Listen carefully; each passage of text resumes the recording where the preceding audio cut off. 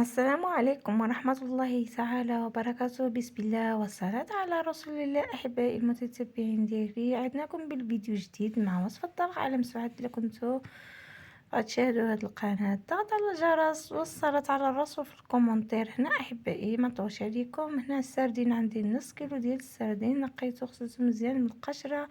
دابا نزولو ديك العظم من داخل كما كتشوفوا هنايا باش نصنعو ان شاء الله الكفته.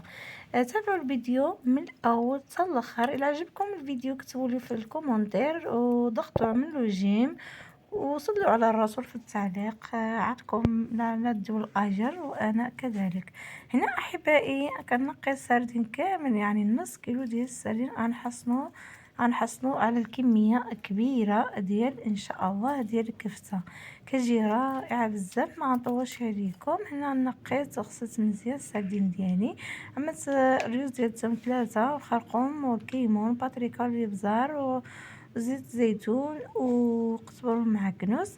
هنا وجبت هنايا المونيكس يعني الكهربائي كما كتشوفوا المتابعين ديالي. هنايا سردين نقيتهم مزيان وغسلتهم في الخل نقيتهم مزيان وخليتهم كاملين. وهنا قزبر ما قطعته ما والو حتى هو. ونضيف ليه بزر مغروفه فقط صغيره، مغروفه ديال الكيمون والمغروفه ديال البابريكا. هادو هما التوابل والخرقوم يعني وزيت الزيتون قليل والزيت النباتي. وإلا بغيتو ديروا الليمون قليل من الليمون باش كتطلع هنايا حتى معاود ضفتها كامله. نتوما الا بغيتو تحكوها باش تسهل عليكم في الطحين هنايا، حيت انا جبت هاد الآلة الكهربائي باش طحني مزيان الكفته ديالي كتخرج مزيونه. هنا نضيفو القليل من الملح على حسب الذوق. احبائي ما تفوتوش هاد لقطه كما كتشاهدوا كما كتشوفوا. تفرجوا حتى الاخر كتشوفوا الطريقه كيفاش فيديو. الى عجبكم فيديو بارطاجيوه من الاحباب والاصدقاء.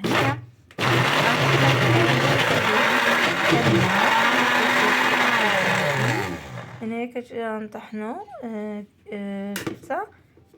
هنايا باش ما نطولش عليكم فيديو، يعني نبدا نطحن بشويه كما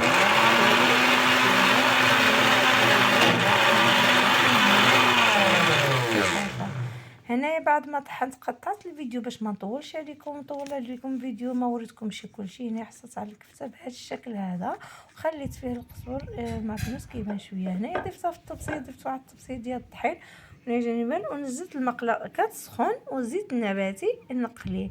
هادو هما المكونات اللي غنحتاجو هنايا في اش كيقولوا له في القلي.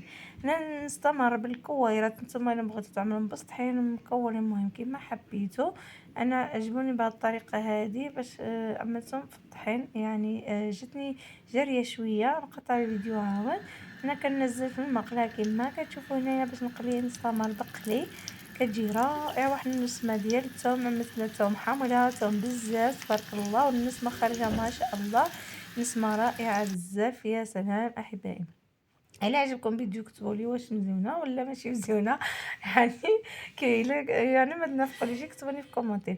انا احبائي كنستمر كامل بالتكويرات كما كتشوف بهذا الشكل هذا كتجي رائعه، يعني احسن منا يعني الحوت صحي واحسن من الكفته ديال اللحم. كتجي رائعه بزاف. اذا جربتوها وجربوها غدا من الاحباب ديالكم والعائله ديالكم ما غاديش تستغنوا عليها. الا جربتوها دائما تبقى تستعملوها وتعدلوها.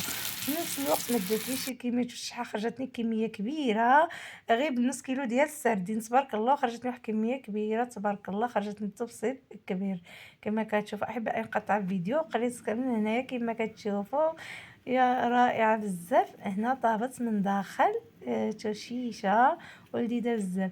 احبائي الكرام وصلنا للشكل النهائي ديال الفيديو. الى عجبكم الفيديو بارطاج ولا لايك ولا اشتراك.